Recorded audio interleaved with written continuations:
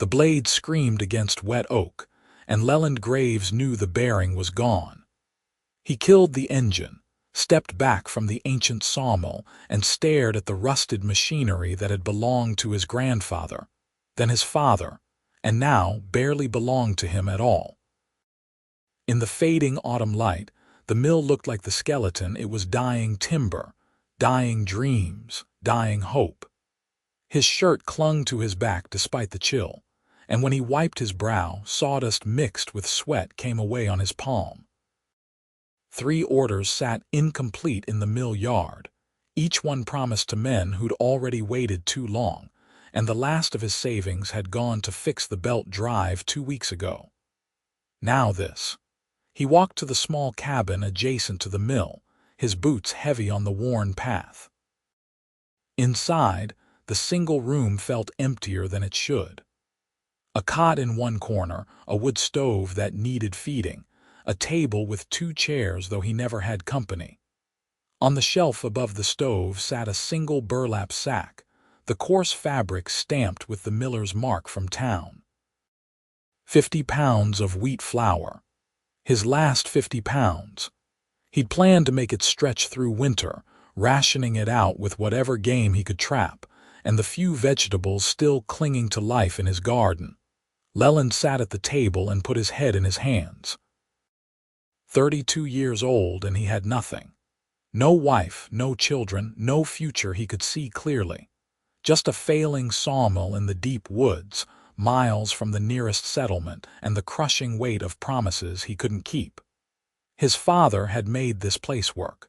His grandfather had thrived here. But Leland was watching it all crumble, and he didn't have the money or the know-how to stop it. A sound outside made him lift his head. Not an animal, he knew those sounds intimately after years in these woods. This was different.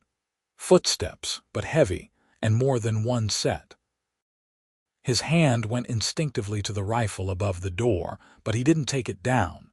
Instead, he moved to the window and peered through the gap in the shutters. 3 figures emerged from the tree line, and his breath caught. Orcs. He'd seen orcs before, always at a distance, always moving through. The war had ended 15 years ago, but the hatred hadn't. Orcs kept to their territories in the mountains, and humans kept to the valleys and plains. The frontier where Leland lived was supposed to be neutral ground, but it was really just empty ground too remote for most people to bother with. These orcs weren't warriors, though. That much was clear even in the dimming light. They moved slowly, and as they came closer, Leland could see why. A woman, tall and broad-shouldered like all orcs, but thin, dangerously thin. Her green skin looked dull, almost gray in places. She wore leather clothing that had been mended many times, and she carried a child on her hip, a little girl who couldn't have been more than 4 or 5. Behind them walked a boy, maybe 10 years old, and he was supporting the woman with one small hand on her back, as if afraid she might fall.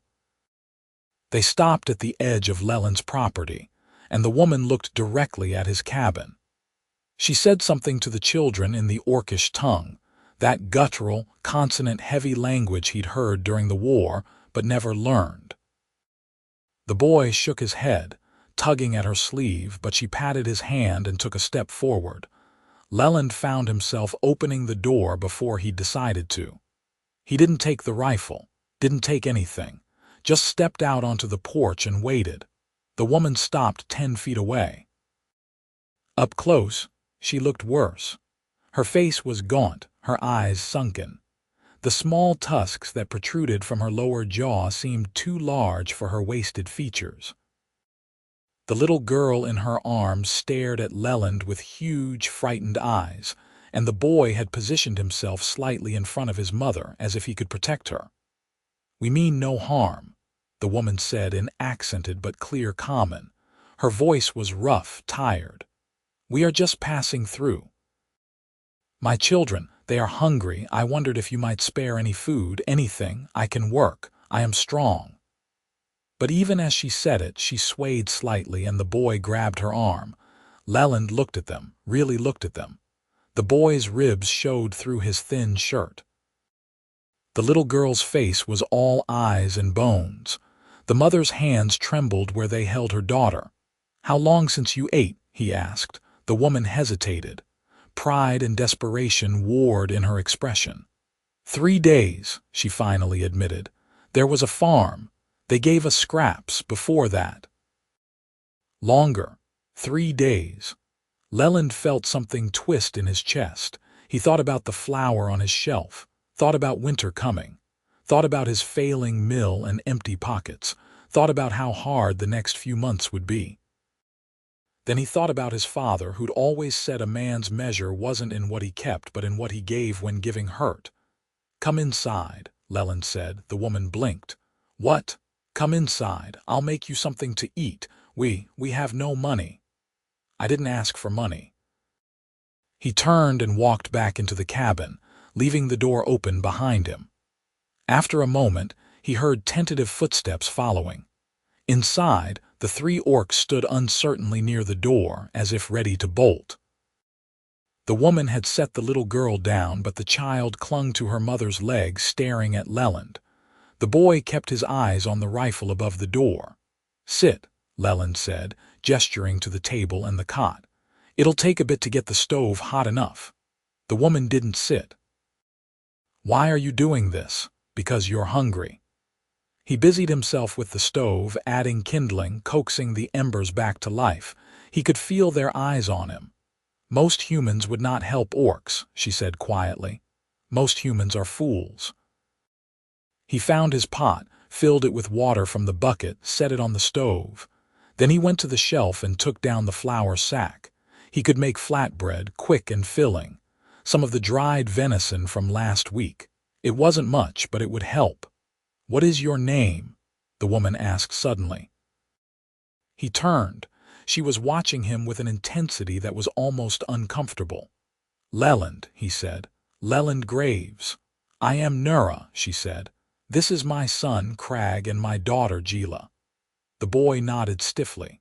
The little girl buried her face in her mother's leg. "Sit down, Nura," Leland said gently. "You look like you're about to fall over." She did sit then, sinking onto one of the chairs with a relieved sigh that she tried to hide. Crag stayed standing beside her, protective. Gila climbed into her lap. Leland mixed the flour with water and a pinch of the precious salt he had left, working it into a dough.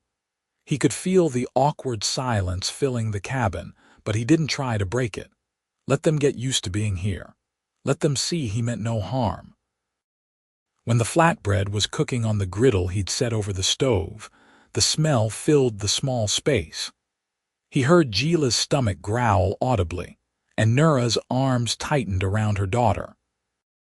Crag's eyes were locked on the griddle, and Leland could see the boy fighting not to show how desperately hungry he was. The first piece came off the griddle, and Leland put it on a tin plate. He added some of the dried venison, a few withered carrots from his garden, and brought it to the table. "For the children," he said. Nura looked at the plate, then at him. "You are sure?" "I'm sure." She broke the flatbread in half and gave one piece to Crag, one to Gila. They fell on the food with a desperation that made Leland's throat tight. He turned back to the griddle, made more bread, more portions. By the time he was done, he'd used a third of the flour sack. He brought food to Nura, who hesitated until he said firmly, "Eat. You're no good to them if you collapse." They ate in silence, and Leland made himself a small piece of bread, though he wasn't hungry. He just wanted them to feel less self-conscious. When they'd finished, Nura carefully gathered every crumb from the table and ate those too. Gila had fallen asleep in her mother's lap, her little belly finally full. "Thank you," Nura said quietly. "I will not forget this kindness." "Where are you headed?" Leland asked. She looked away. "North, to the mountain territories. My clan is there." "That's 2 weeks' walk from here, at least. More if you're traveling with children. We will manage. You're starving. You won't make it 2 weeks without food."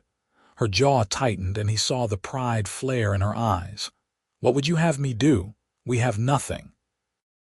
I cannot feed them, but I can get them home. My brothers will help us there. Why did you leave in the first place? The question hung in the air. Nura looked down at her sleeping daughter and something painful crossed her face. My husband died, she said finally. 6 months ago, he was human. Understanding clicked into place. Leland had heard stories. Orcs who married humans or humans who married orcs were exiled from both communities. It was one of the few things both species agreed on, that such unions were abominations. His family would not take us in after he died, Nura continued, her voice flat. We tried to make it work in the human lands. I worked on farms, did any labor I could find, but no one trusts an orc. No one wants to pay a fair wage to an orc, and my children, they are half-bloods. Neither human nor orc, belonging nowhere, she paused. I am taking them to my clan. I am hoping my brothers will speak for us, let us return. Even if I am cast out, perhaps they will take the children. You'd give up your children. I would do anything for my children. She met his eyes, fierce despite her exhaustion. Can you understand that? Yes, Leland said quietly. I can. Silence fell again. Outside, full darkness had come. The wind picked up, rattling the shutters. It smelled like rain. Stay the night, Leland said suddenly. There's a storm coming. You can sleep here where it's warm and dry. In the morning, I'll give you food for the road. Nura stared at him. Why would you do this? Because it's right. You do not even know us. I know you're a mother trying to keep her children alive. That's enough. She looked like she might argue, but then Jila stirred in her sleep, whimpering, and Nura held her closer. Crag was swaying where he stood, exhausted. Nura's resistance crumbled. Thank you, she whispered. Leland gave them the cot, and he made himself a bed on the floor near the stove with his extra blankets. It wasn't comfortable, but he'd slept in worse places. The last thing he saw before sleep took him was Nura lying with her children curled against her, all 3 of them finally, blessedly peaceful. He woke to the sound of retching. Rain hammered against the roof and walls, and gray dawn light seeped through the shutters. Leland sat up and saw Crag holding his mother's hair back as she vomited into the chamber pot. When the spasm passed, she slumped against the wall, shaking. She has been sick all night, Crag said, trying to sound calm and failing. His eyes were terrified. Jila sat on the cot, hugging her knees, crying silently. Leland crossed to Nura and touched her forehead. She was burning up, fever. He cursed under his breath. How long has she been sick? She started feeling ill yesterday, Crag said. But she said it was just hunger. She said she was fine. I am fine, Nura mumbled, trying to stand. Her legs buckled and Leland caught her, easing her back down. Even emaciated as she was heavy. Orcs had denser bones than humans, more muscle. He got her onto the cot. You're not going anywhere in this condition, he said firmly. And certainly not in this storm. We cannot stay, Nura protested weakly. We have imposed enough. You're in no condition to argue. Leland looked at Crag. When did she last drink water? Yesterday morning, I think. Leland fetched water and made Nura drink it, despite her protests. Then he put more wood on the stove, made the children more flatbread, and tried to think. He wasn't a healer. He knew basic frontier medicine, how to set bones, treat wounds, fight off infection, but fever could mean anything. It could be exhaustion and starvation, or it could be something worse. The storm raged for 2 days. Nura drifted in and out of consciousness, her fever spiking and breaking and spiking again. Leland kept water in her, forced broth down her throat when she could swallow. Crag barely left his mother's side, and Jila cried softly whenever Nura moaned in pain. Leland used more of the flour, more of his supplies. He didn't let himself think about it. He just cooked and cleaned and tried to keep Nura alive. On the 3rd day, the fever finally broke for good. Nura woke clear-eyed, weak but conscious, and drank a full cup of water without prompting. "You should have left us," she said hoarsely. "Stop talking nonsense," Leland replied. "Save your strength." But even as Nura began to recover, Leland faced the reality of his situation. The flour sack was half empty now. He'd gone through most of his dried meat. His other supplies were dwindling, and the sawmill was still broken, still silent in the yard. He'd lost 3 days of work, not that he could work anyway without fixing the bearing. On the 4th day after the storm, Nura was strong enough to sit up and eat solid food. Crag's shoulders had finally come down from around his ears, and Gila had even smiled shyly at Leland when he'd carved her a little wooden horse from a scrap of oak. "I owe you my life," Nura said that evening. They were all sitting around the table, the children playing quietly on the floor. "I owe you my children's lives. You don't owe me anything. I owe you everything." She looked at him steadily. "What is wrong with your mill? I hear it every day, silent, and I see you stare at it through the window. Bearing's gone. I can't afford to replace it." "I know machines," Nura said. "My husband was a blacksmith. I worked his forge with him. Let me look at it. You're still recovering." "I am strong enough to look." He didn't have the heart to argue. The next morning, Nura walked out to the sawmill with Leland Crag trailing behind like a protective shadow. She examined the machinery with a practiced eye, asking questions, testing components. After an hour, she straightened. "The bearing is damaged, yes, but not beyond repair," she said. "Do you have metalworking tools?" "Some." "My father did basic repairs." "Show me." Over the next week, something strange happened. Nura, regaining her strength day by day, worked on the sawmill bearing. She heated metal in Leland's small forge, reshaped components, created makeshift replacements for worn parts. Leland helped where he could, but mostly he just watched in amazement as this orc woman, this stranger he'd fed on impulse, saved his livelihood. Crag helped his mother, learning as he went, and Leland found himself teaching the boy carpentry how to measure properly, how to read wood grain, how to plane a board smooth. Gila followed Leland everywhere when he wasn't working, chattering in a mixture of common and orcish, showing him the wooden horse he'd carved, demanding he make her other animals. It felt, Leland realized with a shock one evening, like family. The thought terrified him. These people weren't staying. Nura had made that clear. As soon as she was strong enough, as soon as Leland could spare supplies, they'd leave for the mountains, and he'd be alone again. The thought felt like a physical ache. On the 10th day since the storm, Nura installed the repaired bearing. Leland started the sawmill, and the blade spun true and smooth, no screaming, no grinding. He shut it off and turned to Nura, who was wiping oil from her hands, a satisfied expression on her face. "You did it," he said, almost disbelieving. "I told you I am strong. I told you I could work." She smiled then, a real smile that showed her tusks, and Leland felt something in his chest flip over. Oh no, he thought. That night, after the children were asleep, Leland and Nura sat at the table, talking quietly. They'd fallen into this habit over the past week, staying up after the children slept, sharing stories. She told him about her husband, about their brief, happy marriage in defiance of both their peoples. He told her about his parents, about the weight of carrying on a legacy he wasn't sure he could bear. "You are carrying it well enough," Nura said. "Your father would be proud. You give everything you have, even when you have almost nothing left. That's not strength, that's stupidity." "No. That is the truest strength."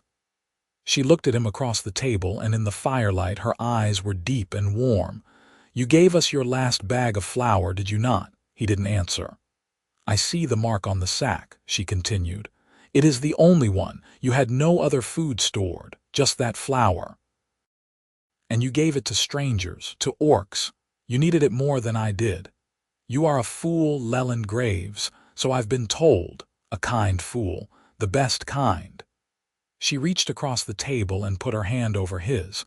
Her skin was warm, calloused from work. Thank you for everything. Leland looked down at their hands, his pale and rough, hers green and strong. He should pull away. This was dangerous. This was forbidden. This was right. It felt right. Stay, he said suddenly. Nura went very still. What? Stay, don't go to the mountains. Stay here. You said your clan might not take you back anyway. Stay here instead. Help me run the mill. I need a partner. Someone who understands the machinery, who can do metalwork. And the children Crag's good with his hands. I could teach him carpentry properly.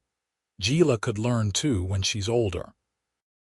We could, he stopped himself, hearing how desperate he sounded. I just mean you don't have to leave. Leland. Nura's voice was soft, pained. You know what you are asking. If we stay, people will know. They will see an orc living with a human man. They will assume, let them assume whatever they want. They will hate you for it. Humans will call you orc lover, traitor. You will lose business. You could lose everything. I already have almost nothing, and what I do have doesn't mean much if I'm alone. You barely know me. I know enough. He turned his hand palm up under hers, folding his fingers around hers. I know you're strong and smart and fierce. I know you'd die for your children. I know you've been surviving in a world that hates you and you're still kind. I know that every morning when I wake up and see you here, this place feels less empty. I know that when you leave, it's going to hurt like hell. He took a breath. Stay. Nura's eyes were bright, and he realized with shock that she was fighting tears. My husband said something similar to me once, she said quietly. When he asked me to marry him, even though we both knew what we would lose, he said he would rather have 1 year of happiness with me than a lifetime of safety without me. He was a wise man. He was a fool, like you. But she was smiling through the tears now. We had 5 years. 5 years before he fell from a roof he was repairing and broke his neck. 5 years, and then I was alone with 2 children and nothing. She gripped his hand tighter. I cannot do that to them again. I cannot let them get attached to another place, another person, only to lose it all. You won't lose me. You cannot promise that. No, Leland admitted. But I can promise I'll try my damnedest to stick around. Nura laughed, a wet, broken sound. You are impossible.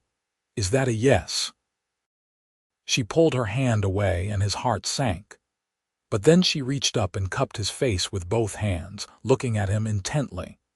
If we do this, there is no going back. You understand? The humans will see us as abomination. My people will see us as traitors. We will be alone together. I've been alone by myself long enough. I think I'd rather be alone with you. She kissed him.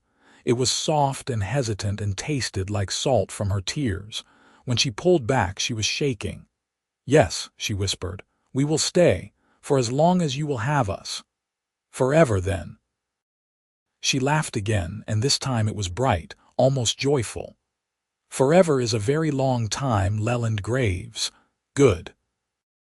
The next morning, when Leland woke, he found Gila asleep curled against his side, and Crag asleep near the stove, and Nura watching all of them with an expression of fierce protectiveness, and something else, something that looked like hope. Winter came hard that year. The first snow fell in early November, and by December, the woods were buried under 2 feet of white, but the cabin stayed warm. Leland worked the sawmill when weather permitted, and Nura kept the machinery running smooth. Crag learned carpentry alongside his mother's metalwork lessons, and Gila started learning her letters from the old primer that had been Leland's as a child. It wasn't perfect. They struggled. The flour ran out completely, and for 2 weeks they lived on tough game meat and the few potatoes from the root cellar. Leland cut his hand badly on a saw blade, and Nura had to stitch it closed, her face pale with worry. Gila caught a winter cold that terrified them all until it broke after 3 feverish days. but they survived. Together. In January, a customer came to pick up an order a farmer from the nearest settlement, 20 miles away. He took one look at Nura, and his face went hard. "You're living with an orc," he said to Leland, his voice full of disgust. "Nura is my business partner," Leland said evenly, "and a better metalworker than anyone within 100 miles. She's a damned orc. And you need lumber. Do you want it or not?" The farmer spat in the snow but took the lumber. Word spread fast after that. Leland lost 2 customers that month, both claiming they'd found cheaper wood elsewhere. But he gained 1 new customer too, an old veteran who came out to the mill specifically to meet the orc everyone was talking about. He and Nura talked for an hour about the war, about their experiences on opposite sides, and when he left, he placed an order for enough lumber to build a barn. "Not all humans are fools," the veteran said. "Some of us know worth when we see it." February brought a thaw, and with it, visitors Leland hadn't expected. 3 orcs emerged from the forest one morning, warriors, tall and fierce, wearing the traditional leather and fur of the mountain clans. Nura went still when she saw them, and Crag moved closer to his mother. "Nura," the lead warrior said in Orcish. Then, seeing Leland, he switched to Common. "Your brothers sent us. They heard you were in this area. They want you to come home." "I am home," Nura said quietly. The warrior looked at Leland, at the cabin, at the children. His expression was unreadable. "They said if you had married a human, you might wish to return now that he is gone. They said they would speak for you and the children. Let you rejoin the clan." "My husband is dead," Nura said, "but I have found another place, another life." The warrior's eyes narrowed. "With this human?" "Yes, Nura. You know what you risk, what you sacrifice." "I know what I would sacrifice if I left." She stepped closer to Leland, and he put a hand on her shoulder, supporting her. "Tell my brothers I thank them for their offer, but this is where I belong." The warriors left without argument, but Leland saw the way they looked at Nura with pity and disappointment. After they'd gone, Nura stood staring at the forest for a long time. "Regrets?" Leland asked quietly. "No," she said, "but it still hurts, to be cast out by everyone you knew." "You're not cast out from here." She turned and kissed him, fierce and desperate. "I know." Spring came, and with it, new growth. The garden Leland planted was twice the size of last year's, and Nura helped him till the soil, her strength turning the hard earth with ease. Crag, growing taller by the day, began taking on real responsibilities in the mill. Gila learned to read well enough to stumble through simple stories, and Leland and Nura slowly, carefully, built something neither had expected to find again. Love. They didn't speak of it at first. It grew in the quiet moments, the way Nura's hand would find his as they sat by the fire, the way Leland would wake early just to watch her sleep, the way they'd steal kisses when the children weren't looking.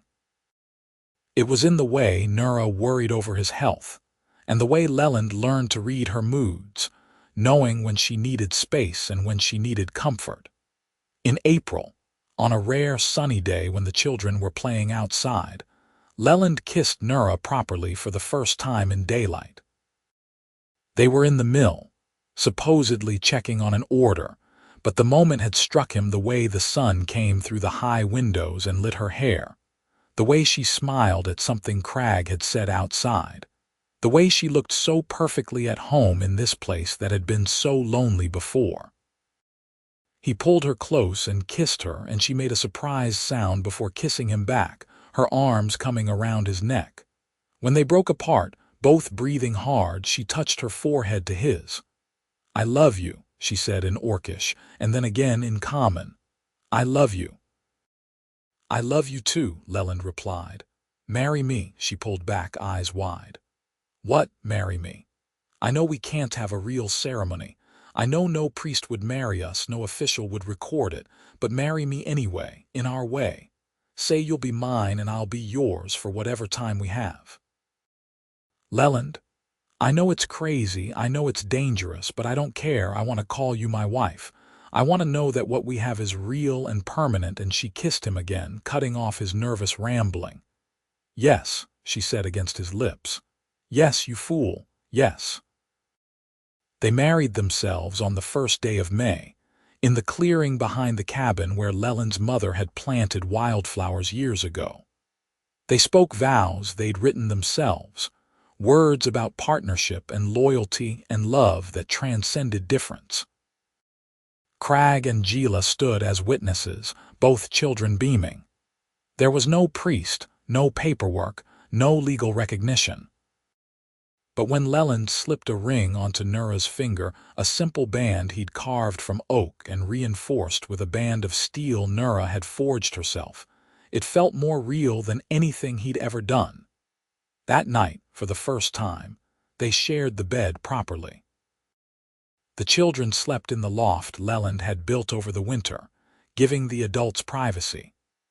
Leland was nervous. He'd never been with a woman before, and certainly never with an orc, but Nura was patient and gentle and fierce all at once.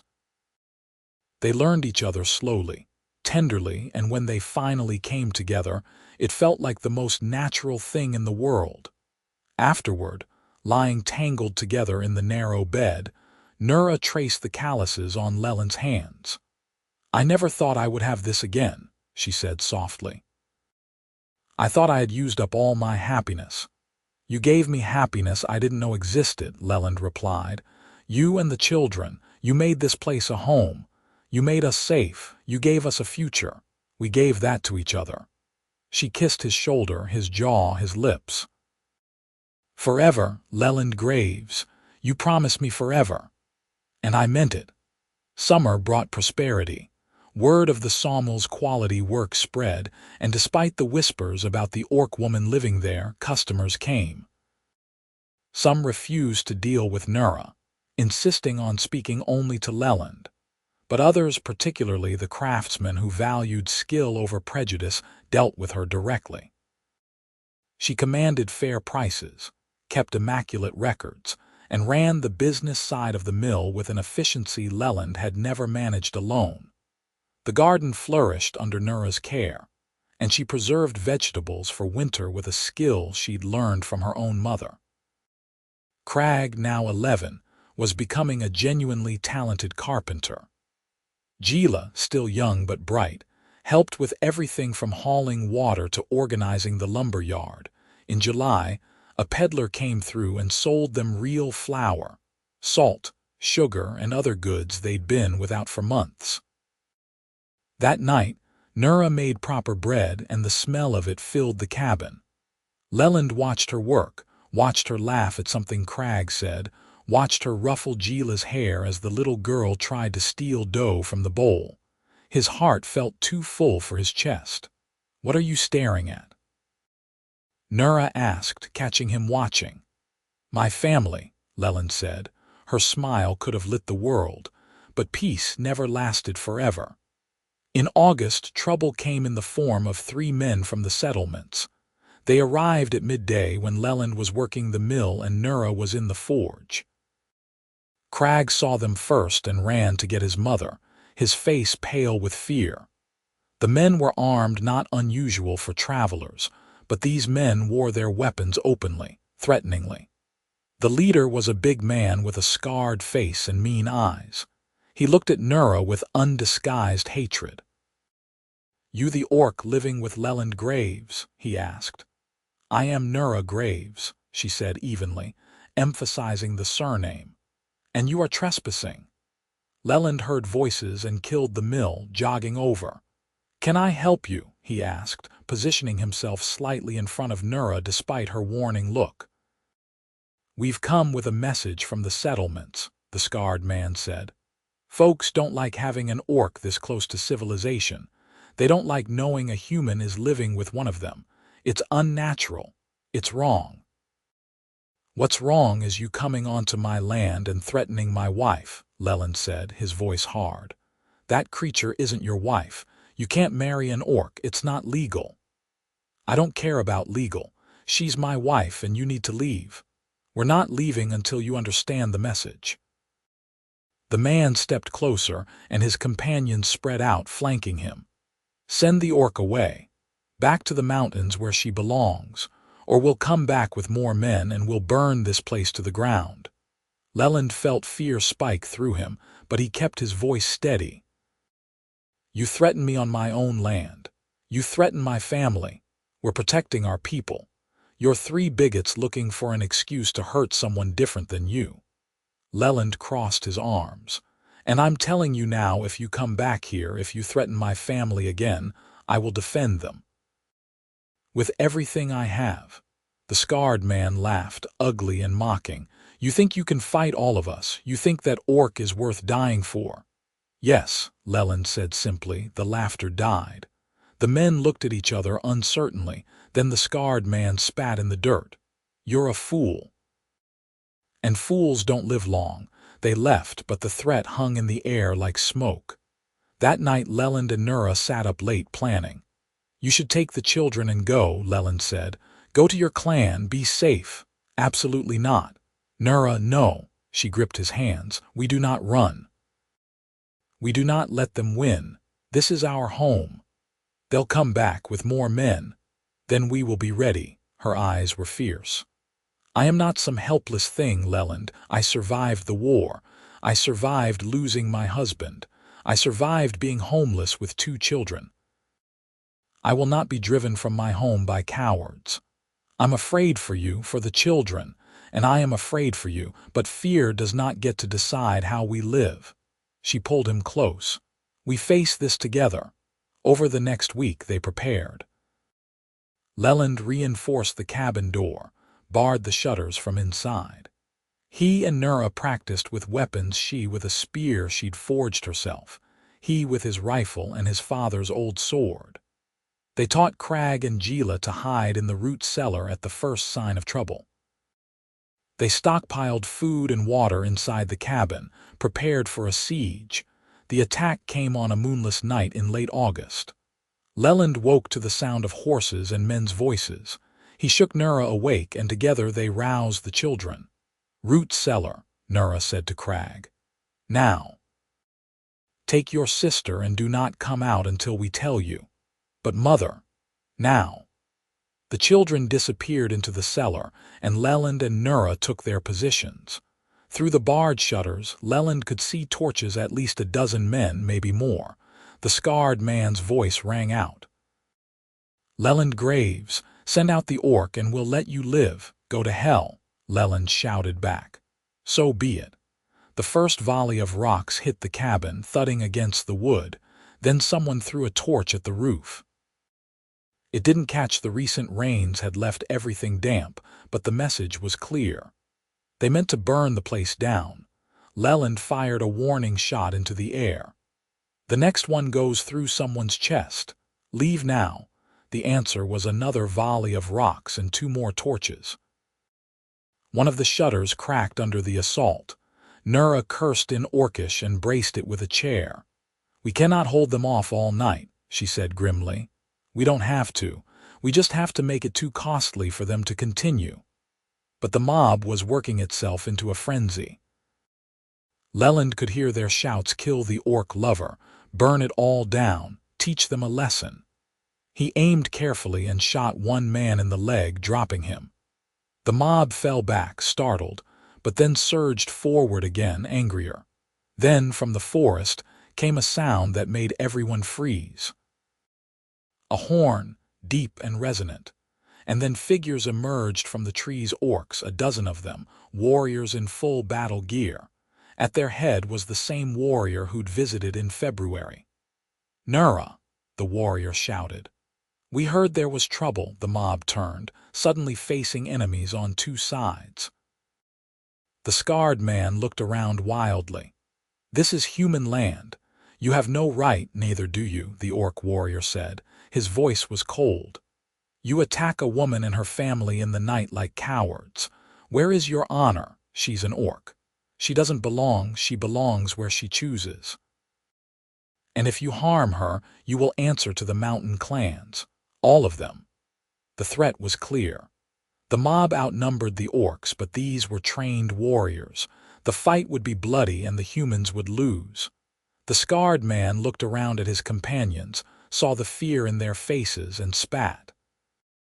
"This isn't over." "Yes, it is," Leland said, stepping out of the cabin with his rifle. Nura followed, spear in hand. "You came to drive us out and you failed. Now leave before someone dies." The mob retreated, grumbling and angry but beaten. When they were gone, the orc warriors lowered their weapons. The leader approached Leland and Nura slowly. "My name is Grom," he said. "I am Nura's older brother." Leland blinked. "Her brother. We received word of the threats," Grom said, looking at Nura. "Our scouts heard the humans planning this attack. We could not let it happen." "Why?" Nura asked quietly. "I thought the clan had disowned me. Some wished to. Others remembered that you are our blood, our sister." Grom's expression softened slightly. "I remembered the little girl who followed me everywhere, who learned to fight with a wooden sword because she wanted to be like her brothers. I could not let that girl die because humans are fools." Nura's eyes filled with tears. "Grom, you are still exiled," Grom said, but not unkindly. "You chose your path when you married a human, but that does not mean we will let you be murdered. The clan's honor demands we protect our own, even those who leave us." "Thank you," Leland said. "You saved our lives." Grom turned to him, studying him carefully. "You are the human my sister chose. The one she gave up everything for. I'm the one who fell in love with her, and who will spend the rest of my life being grateful for it." Grom grunted. "You are brave, foolish, but brave." He looked back at Nura. "He is worthy of you, sister. I see that now." The orc warriors left before dawn, disappearing back into the forest as silently as they'd come. But before he left, Grom embraced Nura, a brief, fierce hug. "If you need us again, send word. We will come."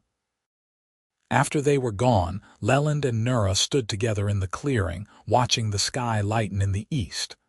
Crag and Gila emerged from the root cellar, frightened but safe, and Nura gathered them close. "It is over," she told them. "We are safe." But Leland knew it wasn't truly over. The hatred would remain. The prejudice would linger. There would be more threats, more challenges, more fights ahead. But standing there with his family around him, his fierce, strong wife, his brave stepchildren, the home they'd built together, Leland felt something he hadn't felt in years. Hope.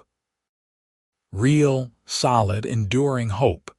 The rest of the year passed more quietly. The settlements kept their distance, wary now of the orc warriors who defended the sawmill. Business continued, though some customers still refused to come. But others spread the word about the quality of Leland's work and Nura's skill, and new customers found their way to the remote mill. In October, Nura told Leland she was pregnant. He stared at her, stunned, then laughed and picked her up and spun her around until she smacked his shoulder and demanded he put her down before she got dizzy. That night they told Crag and Gila, who were excited and nervous in equal measure. "Will it be half orc and half human like us?" Gila asked. "Yes," Nura said. "A little bit of both, perfect and loved." The baby was born in April, during a rainstorm that turned the world soft and green. It was a boy, healthy and strong, with green-tinged skin lighter than Nura's and small, barely their tusks. Leland held his son for the first time and wept, overwhelmed by the reality of this new life they'd created. They named him Torin, which meant child of two worlds in the old orcish tongue. Crag and Gila doted on their baby brother, and Nura recovered quickly, strong as always. Leland found himself walking through the days in a daze of happiness, barely believing this was his life, his wife, his children, his home, his family. Summer came again, and with it, another visitor. The old veteran who'd placed the barn order returned, this time with his daughter, a young woman maybe 20 years old, with kind eyes and a nervous smile. She carried a basket of food. "This is Hilda," the veteran said. "She wanted to meet your family, wanted to thank you." "Thank us?" Leland asked, confused. Hilda spoke up, shy but determined. "My father told me about you and your wife, about how you're making a life together despite what everyone says. It gave me courage." She glanced at her father, then back at Leland and Nura. "I've been courting an orc man from the mountains. We love each other. But I was afraid of being cast out, afraid of losing everything. Then I heard about you and I thought, if they can do it, maybe we can too." Nura smiled, warm and genuine. "You can, it will be hard. People will hate you for it, but if you love him, truly love him, it is worth it." "That is what my father said." Hilda smiled. "Thank you for showing us it is possible." After they left, Leland looked at Nura. "We're inspiring people or corrupting them depending on who you ask." But she was smiling. "Perhaps we are changing the world, one small bit at a time. I'll settle for changing our small bit of the world." Years passed. Crag grew into a fine young man, skilled in both carpentry and metalwork, and eventually took over most of the day-to-day running of the sawmill. He fell in love with a half-orc girl from one of the other frontier settlements, a place where mixed families were more accepted, and brought her home to meet the family. Leland and Nura gave them their blessing, and Crag built his own cabin a mile away, near enough to help with the mill but far enough for privacy. Gila became a talented woodcarver, creating beautiful sculptures that sold in the settlements for good money. She never married, preferring her independence, but she stayed close to home, building her own small house on the property. Torin grew up wild and happy, a child of the forest who could track game like his mother's people and work wood like his father. 2 more children followed, a daughter named Mira, and another son named Dane, and the cabin was never quiet, never empty. The sawmill prospered. Slowly, grudgingly, the settlements came to accept the strange family in the woods. Some never did. There were always those who spat when they saw Nura, who refused to do business with orc lovers. But others, particularly the younger generation, saw the family and saw proof that humans and orcs didn't have to be enemies. On their 10th anniversary, the anniversary of the day they'd married themselves in the wildflower clearing, Leland and Nura stood in that same clearing, older now, weathered by life, but still strong. Their children and grandchildren, Crag had 2 by then, played nearby, and the air was full of laughter. "You regret it?" Leland asked Nura quietly. "Giving up your clan, your people for this?" Nura looked at their family, at the home they'd built, at the life they'd created from nothing but stubbornness and love. "Not for a single moment," she said. "You gave me everything when I had nothing. You gave me hope when I was desperate. You gave me love when I thought I would never have it again. How could I regret that? I gave you a bag of flour." She laughed, the sound bright and clear. "You gave me so much more than flour, you foolish man. You gave me a future. You gave my children a father. You gave us a home. You gave me a reason to keep going," Leland said. "Before you came, I was just existing, going through the motions. Then you showed up, starving and desperate and fierce, and suddenly I had a purpose, something to work for, someone to love." She kissed him, soft and sweet, and he tasted salt tears, though he couldn't tell if they were hers or his. "Forever," she whispered against his lips. "You promised me forever, Leland Graves, and I'm keeping that promise." They stood together as the sun set, painting the sky in shades of gold and rose. Behind them, the sawmill hummed its familiar song, still running strong after all these years. Smoke rose from the cabin's chimney, carrying the scent of dinner cooking. Children's laughter echoed through the trees. Leland thought back to that desperate day 10 years ago, when he'd had nothing but a dying sawmill and a bag of flour. He'd given that flour to strangers, to orcs, without thinking, without hesitation. just because it was right, because they needed it more than he did. That single act of kindness had changed everything. Had brought him Nura, who'd become his partner, his wife, his love. Had brought him children he'd never thought to have. Had brought him a family, a real family, loud and messy and perfect. He'd given away his last bag of flour, and in return he'd received the whole world. "Thank you," he said quietly. Nura looked at him quizzically. "For what?" "For being hungry that day. For stopping at my mill instead of walking past. For staying." She smiled, her tusks showing, her eyes bright with love. "Thank you for answering the door, for giving us food when you had almost nothing, for seeing people instead of orcs." "I saw you," Leland said simply, "just you, and I liked what I saw." "I saw you too," she replied. A kind fool with sawdust in his hair and hope in his eyes, even when he had every reason to give up. "How could I not love you?" They kissed again as the sun sank below the horizon, and around them, their family continued to laugh and play and live. The future stretched ahead, uncertain as always, full of challenges and hardship and joy. But they would face it together, this human man and this orc woman, bound by love and choice and the simple act of kindness that had started it all. In the years that followed, the Sawmill became something of a legend in the region. The place where a human carpenter and an orc metalworker had built a life together, defying convention and prejudice. Young couples mixed couples.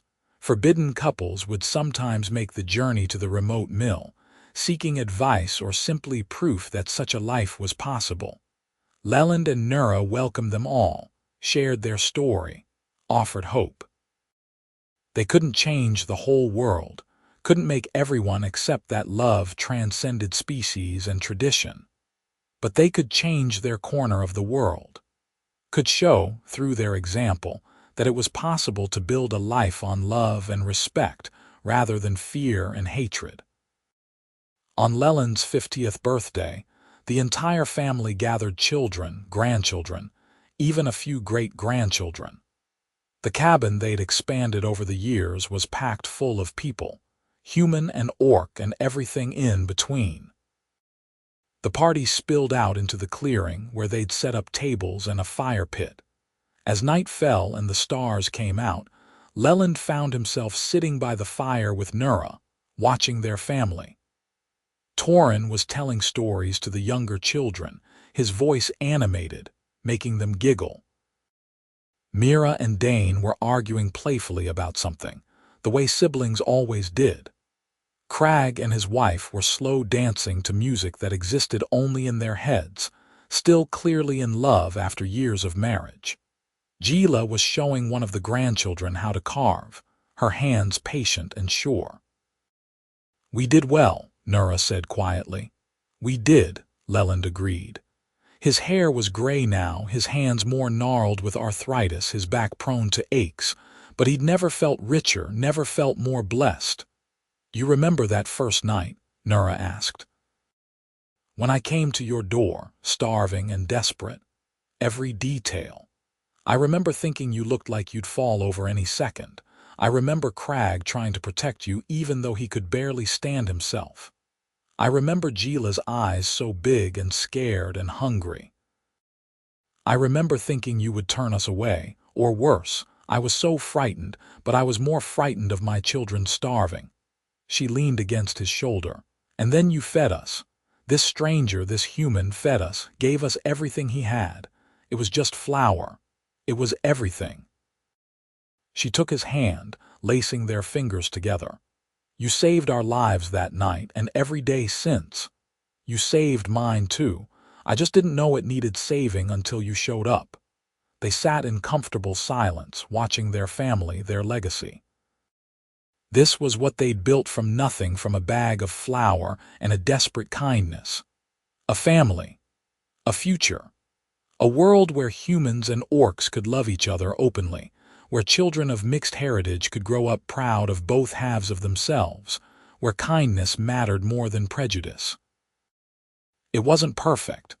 The world beyond their little corner was still full of hatred and fear. But here, in this clearing, around this fire, surrounded by this family here, they had created something pure and true and good. "I love you," Leland said. He'd said it 1,000 times over the years, but it never felt like enough, never fully captured the depth and breadth of what he felt. "I love you too," Nura replied. "My kind fool, my stubborn human, my heart." They kissed, and their grandchildren made exaggerated gagging noises, and everyone laughed, and the night continued, full of warmth and joy and love. Later, much later, after everyone had gone home or gone to sleep, Leland and Nura lay in their bed, the same bed they'd shared for 20 years now, the one they'd built together when the old cot had finally given up. Through the window, they could see the stars, brilliant and countless. "What are you thinking?" Nura asked sleepily. "I'm thinking about the sawmill," Leland said, "about how it was failing when you came, how I was failing. You were not failing, you were struggling. Same thing sometimes, but then you fixed the bearing, got it running again. And I realized that's what you did for me too. I was broken and you fixed me, made me run true again." "You were never broken," Nura said firmly, "just lonely, just lost. There is a difference, maybe, but you found me anyway." She rolled over to face him, her green eyes serious in the starlight. "You found me first. You opened your door when anyone else would have turned us away. You gave us food when you had nothing. You offered us a home when the whole world said we did not deserve one. You found us, Leland. And you saved us. We saved each other." "Yes," she agreed. "We did." They fell asleep like that, wrapped around each other the way they had nearly every night for 2 decades. And in the morning, they woke to the sound of their grandchildren playing outside, to the smell of Mira making breakfast in the kitchen, to the familiar hum of the sawmill as Torrin started it up for the day's work. This was their life. This was their forever. Built on kindness, sustained by love, and proven possible by sheer stubborn determination. Years later, when Leland was old and gray, and his hands could no longer hold tools without shaking, when Nura's joints ached with age and her once strong body had softened, they would still walk together to the wildflower clearing, still hold hands, still remember that first night, that first act of kindness, that first moment when everything changed, and they would look at each other and smile, knowing they'd made the right choice. Knowing that a bag of flour, given freely to those who needed it most, had been the best investment either of them had ever made, because in the end, kindness always mattered more than fear. Love always triumphed over hatred. And sometimes, the bravest thing you could do was open your door to a stranger and offer them hope. Leland and Nura had done that for each other. And in doing so, they'd built a legacy that would outlive them, both a legacy of love, acceptance, and the unshakable belief that all people, human and orc alike, deserved kindness, dignity, and the chance to build a life worth living. Their story spread far beyond the sawmill, carried by the couples they'd inspired, the children they'd raised, the grandchildren who would tell their own children about the human carpenter and the orc woman who defied the world for love. It became a legend, a fairy tale, proof that happy endings were possible even in the darkest times. But to Leland and Nura, it was just their life. Their beautiful, ordinary, extraordinary life. And they lived it fully, gratefully, joyfully, right up until the very end. When Leland died, peacefully in his sleep at the age of 73, Nura held his hand and whispered, "Forever you promised. And you kept that promise, you wonderful fool." And when Nura followed him 2 years later, her children and grandchildren and great-grandchildren gathered around her bed, and her last words were, "Tell him I'm coming. Tell him to wait for me." They were buried side by side in the wildflower clearing under a tree that Crag and Torrin and Dane planted together. The headstone reads simply, Leland Graves and Nura Graves, beloved husband and wife, proof that love knows no boundaries.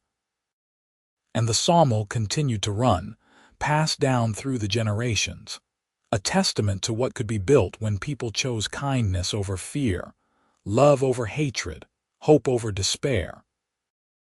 All because one desperate night, a human carpenter with almost nothing gave his last bag of flour to a starving orc family. And in that single act of grace, he found everything he'd ever needed. The world changed slowly, but it did change. Leland and Nura didn't live to see full acceptance of mixed marriages, didn't see the day when humans and orcs could love openly without fear. But they planted the seeds of that future. They showed it was possible. And their descendants, and the descendants of those they'd inspired, carried that work forward. 100 years after Leland first opened his door to Nura, a great-great-grandchild would stand before a crowd of humans and orcs together and tell the story of the sawmill, the carpenter, and the bag of flour. And people would listen, moved by the tale of love and courage and simple kindness. Because some stories transcend their moment, some loves echo through generations, and some acts of kindness, offered freely when the cost is highest, change the world forever. This was one of those stories. This was one of those loves. This was one of those acts of kindness. And it all started with a man, a sawmill that barely ran, and the choice to give everything he had to those who needed it more in the end. That was enough. It was more than enough. It was everything.